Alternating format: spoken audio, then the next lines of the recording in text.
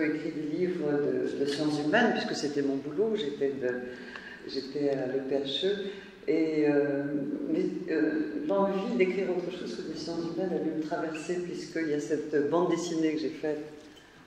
Quand j'ai rencontré un homme que j'ai adoré, et qui m'a demandé ce que je faisais dans la vie, et je lui ai dit, je fais de la bande dessinée, c'était un mensonge.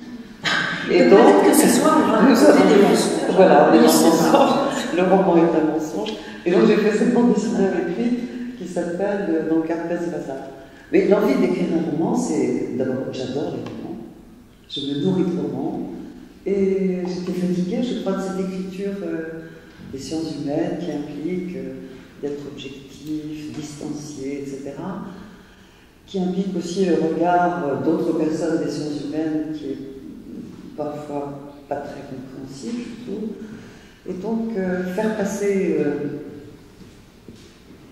un événement comme l'avortement, puisqu'il est question d'avortement et de PMA et de je ne sais quoi, à travers des personnages, me semblait vraiment un défi très intéressant.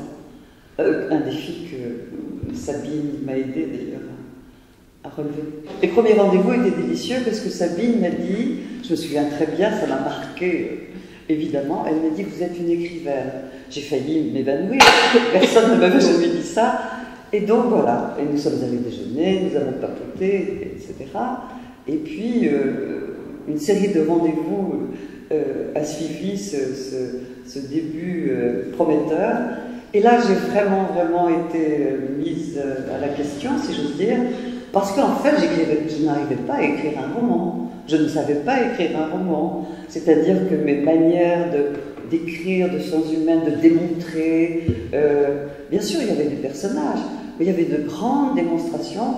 Et donc, je m'intéressais à l'avortement, à la PMA, à la GPA, à la pilule du lendemain, etc., etc. Enfin, tout ce qui concernait la fécondation, etc. Et donc, j'en étais même arrivée, je crois, à un moment donné, et il y a d'ailleurs un reste dans ce livre de ce grand développement que j'avais fait, où j'expliquais que le don d'embryon, qui est anonyme chez nous en France, pas partout dans le monde, mais en tous les cas chez nous, et qui n'implique aucun retour, aucun contre-don.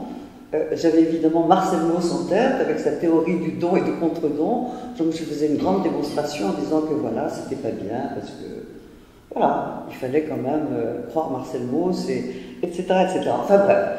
Donc, de rendez-vous en rendez-vous, il a fallu que j'élague, et jusqu'à un dernier rendez-vous, je me souviens que m'être levé, m'être dit c'est fini, j'arrête, j'y arrive pas, j'arrête. Et par le plus grand des hasards, des amis m'invitent à, je sais pas, prendre un verre le soir même. Et je leur dis c'est fini, mais ils avaient lu mon manuscrit. Enfin, ils l'avaient lu dans sa forme imparfaite. Et ils m'ont dit non, mais ton éditrice t'a pas dit, ne t'a pas dit, elle n'a pas fermé la porte. Elle t'a dit de continuer, elle t'a dit de retravailler, etc. Enfin bref, ils m'ont convaincu. Et ça a marché.